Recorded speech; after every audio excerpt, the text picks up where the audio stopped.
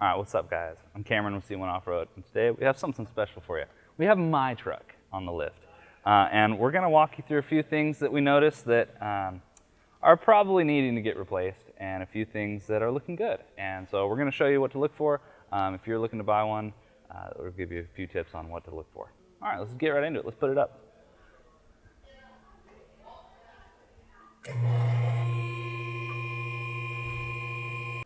All right, so right off the bat, this is an easy one to find. Coil bucket contact. Look at that, man. It's worn itself a nice little groove there. So it looks like whoever had this before me put a big old 2-inch spacer in there without doing anything else.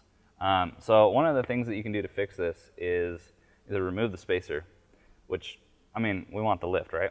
So the real solution is to get a set of front upper control arms that are made to clear this.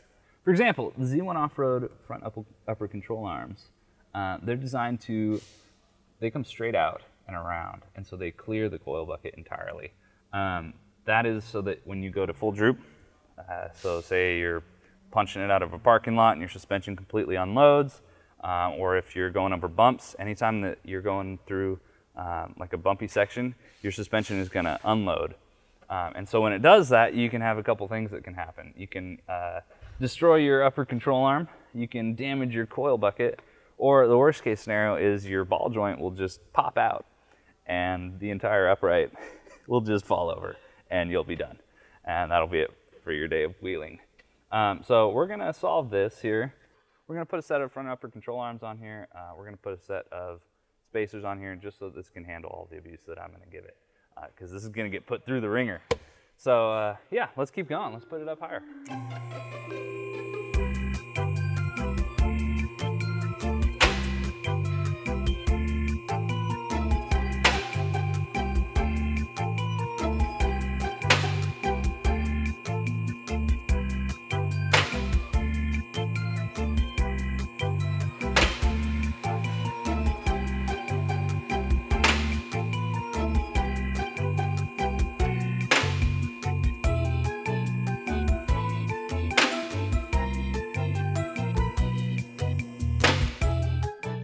I'll go one more.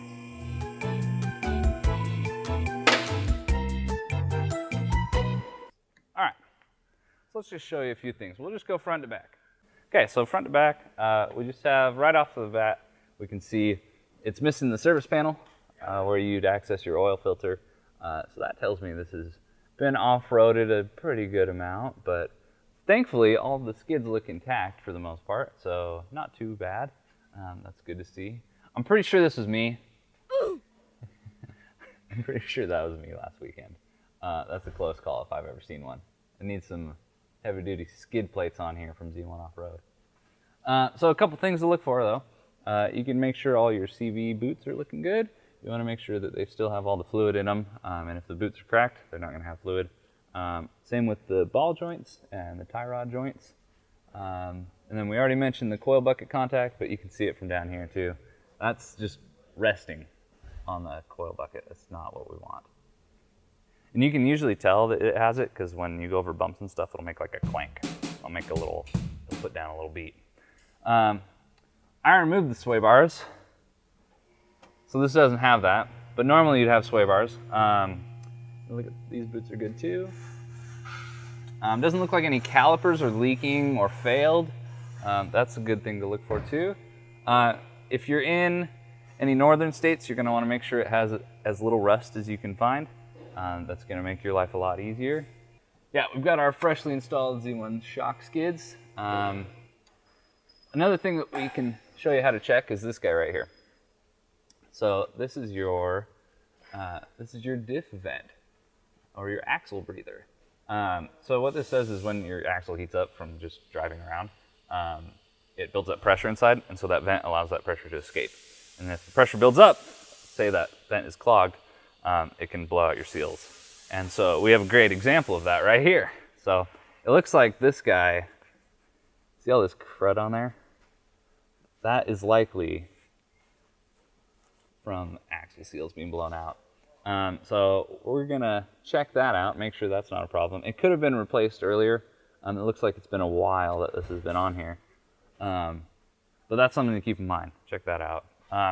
Something not to worry about too much though is if you come around here to the rear diff, you'll see it's got a bunch of stuff caked on here too. This is pretty normal for these. They don't really seal that well, but it's not something to be concerned about. So it's not like it's leaking substantially. This is pretty common for these. If you see this, don't be scared. This is just fine. Definitely, if it's looking like this, just keep an eye on your fluid levels, make sure it's good, and you'll typically be just fine. But those axle seals, that's the real cause of concern. But otherwise, this thing's in great shape. So if you saw anything that looks like it might be a little dingy on your truck, head on over to z1offroad.com. We got all the parts to restore or improve your truck. So head on over to z1offroad.com today, get yourself some cool parts.